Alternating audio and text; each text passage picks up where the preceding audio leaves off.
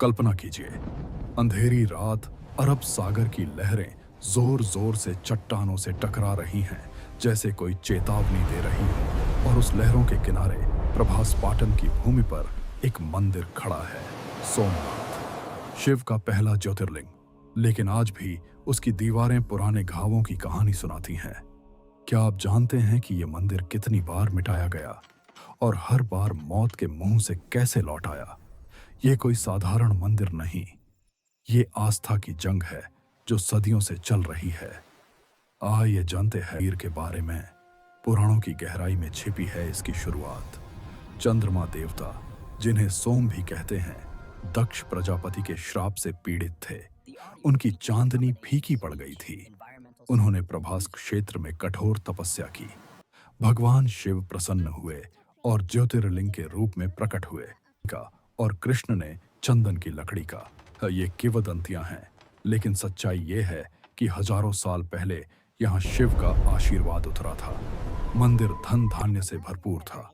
व्यापारी दूर दूर से आते, तीर्थयात्री श्रद्धा से झुकते। समुद्र की लहरें जैसे शिव की आरती गाती थीं।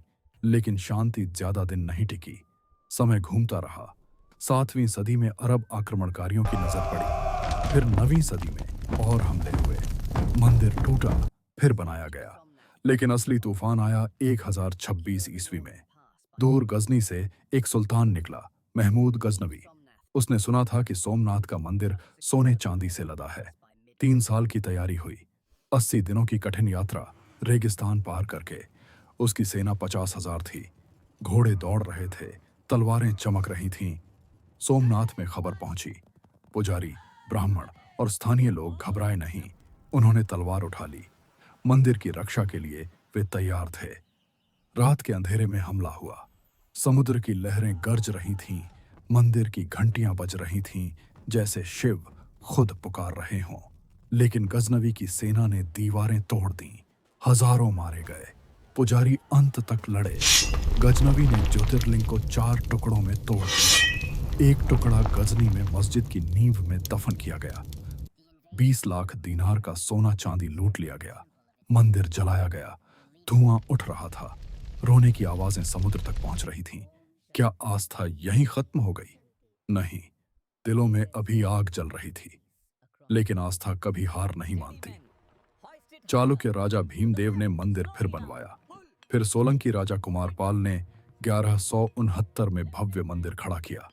मरु गुर्जर शैली में पत्थरों पर लूटा गया। 1395 में मुजफ्फर शाह प्रथम ने इसे तोड़ दिया। फिर और हमले हुए। 1706 में औरंगजेब ने आखिरी बार मंदिर को राख कर दिया। हर बार मौत का साया था। हर बार वीरों का बलिदान हुआ। पुजारी छिपकर लिंग की पूजा करते रहे। लोग रात में दीप जलाते रहे। आस्था चोरी छिपे जीवित रही। सदियों तक मंदिर खंडहर बना रहा। लेकिन 1783 में इंदौर की रानी अहिल्याबाई होलकर ने छोटा सा मंदिर बनवाया। फिर आजादी की लड़ाई लड़ी गई। 1947 में देश आजाद हुआ। सरदार वल्लभ भाई पटेल गुजरात आए। उन्होंने कहा, यह मंदिर भारत की स्वतंत्रता का प्रतीक बनेगा। सोमनाथ ट्रस्ट बनाया गया। 1950 में पुनर्निर्माण शुरू हुआ। पुरानी शैली में बिना लोहे के पत्थर पर पत्थर रखा गया। 1951 में राष्ट्रपति राजेंद्र प्रसाद ने उद्घाटन किया। आज वही मंदिर खड़ा, आरती होती है।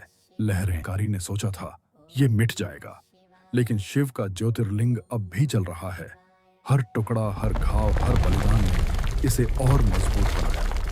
सोमनाथ सिर्फ पत्थर नहीं है, ये भारत की अटूट आस्था है।